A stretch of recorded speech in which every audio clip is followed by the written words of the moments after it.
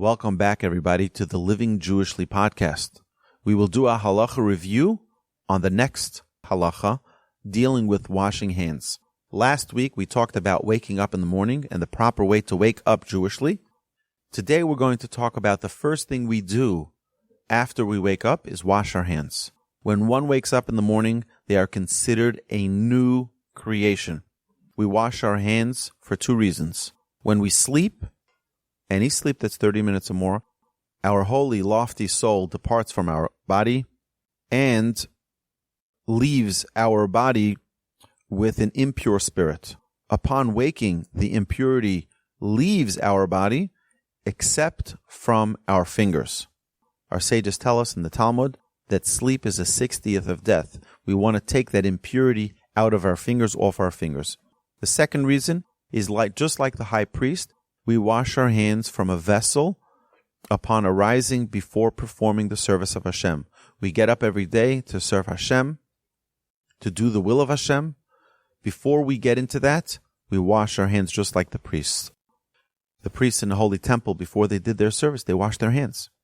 And the hands of man are busy and may have touched an unclean part of the body during sleep, and therefore our sages tell us a third reason why we wash our hands as well. So what's the proper practical way to wash our hands?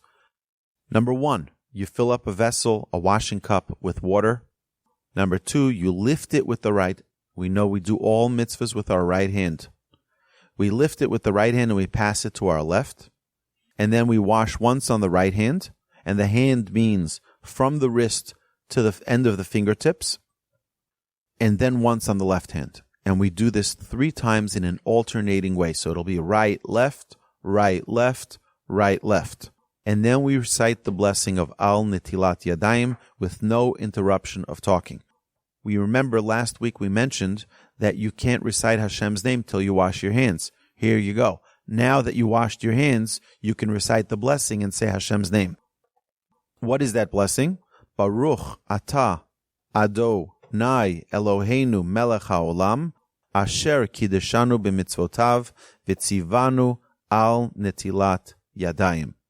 Blessed are you, Hashem, our God, King of the universe, who has sanctified us with His commandments and has commanded us regarding washing the hands. That's the blessing.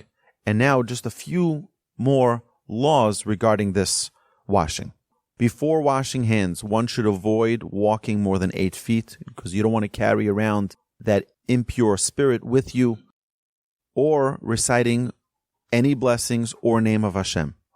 And a male who wears tzitzis on a 4-cornered garment should not recite the blessing till after washing the hands. Prior to washing hands, one should avoid touching the mouth, the nose, your nostrils, eyes, ears, rectum, if one is cleaning themselves, foods, don't touch any foods, scabs or cuts, as the unclean spirit can damage these. The Halacha guides us. Your hands are not clean, they're impure, they can have a negative effect on any of those that are touched before washing them. Hands should be washed with clean water from a clean vessel and by human force. So that means you find a clean cup, not one that has coffee in it, not one that has anything else in it. You clean the cup, make sure it's clean, and make sure it's clean water that hasn't been used, and that you pour it with human force, not just, have water drip on it from a sink. After washing the hands, one should wash their face and rinse their mouth with water, clean out the stale saliva and dry your face very well. The halacha says that not doing so, not drying your face very well, can damage your skin. The used water is unclean, it's impure, and should therefore not be touched or reused for any purpose. The halacha also states that you should not pour that used water on the floor where people will step on it. You don't want to have that impure, unclean water on people's shoes or on people's feet. One should clean their body, use the facilities prior to starting the day. And there are a few exceptions that we need to talk about. In pressing situations, for example, if someone is in a hotel, someone is on a camping trip, and they're in a tent, and there's no water for them. They don't have any water bottles. They're out of water. They're going to get to the marketplace later. They're going to get to a store where they'll be able to buy water. Right now, they don't have any water. They're getting up. They're in their tent out in the middle of Wyoming. And now what are they going to do? So one may use any water, any utensil, and no human force if they don't have. If you're stuck in a hotel and they don't have any clean water, they shut off the water main. I was once in a hotel and they shut off the water main. They came knocking at the door at like 6 o'clock. They said there was something wrong and they turned off the water. There was no water to be used. Now, the only water you have is water that you drank from, let's say, from a water bottle. Can you use that water? You can use any water. If you don't have any, then you can use any water, any utensil, and you're typically not supposed to wash your hands from a water bottle. You're supposed to use an actual vessel. Okay, but you don't have any other choice. You can do that. If no water is available, one may use a towel or cleaning cloth. Later, when water becomes available, one should rewash without the blessing of al netilas yadayim. If no proper vessel is available, one may use any utensil and even dip hands into a flowing river or a pond, a brook, and even into snow 3 times. Again, these are exceptions where you don't have actual water in a vessel. You can put your hands into a river or a lake 3 times, and that would count as if you washed your hands. If one wakes up in the middle of the night, they should wash their hands and only recite the blessing of al netilas yadayim if they don't plan on going back to sleep.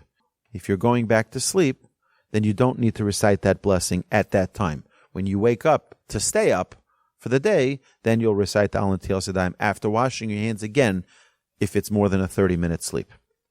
Activities that require washing of the hands after performance include waking up in the morning, leaving the bathroom or bathhouse, clipping or cutting your nails.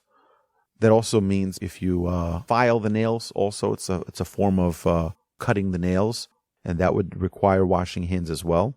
Haircut, someone gets a haircut, someone shaves, touching shoes, marital relations, scratching one's head or hair, delousing garments, touching skin on a usually covered part of the body, bloodletting, donating blood, you have to wash your hands after that, and leaving a cemetery and or a funeral.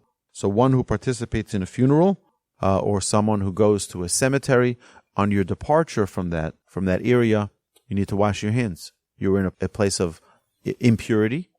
All of these things, you wonder, the halacha, hundreds of years ago, before we had a CDC, and before we had the National Institute for Health, and before we had all of these other precautionary medical reasons for all of this, the halacha already foresaw and understood the importance for carrying ourselves in a clean fashion and ensuring that we are hygienically conscious.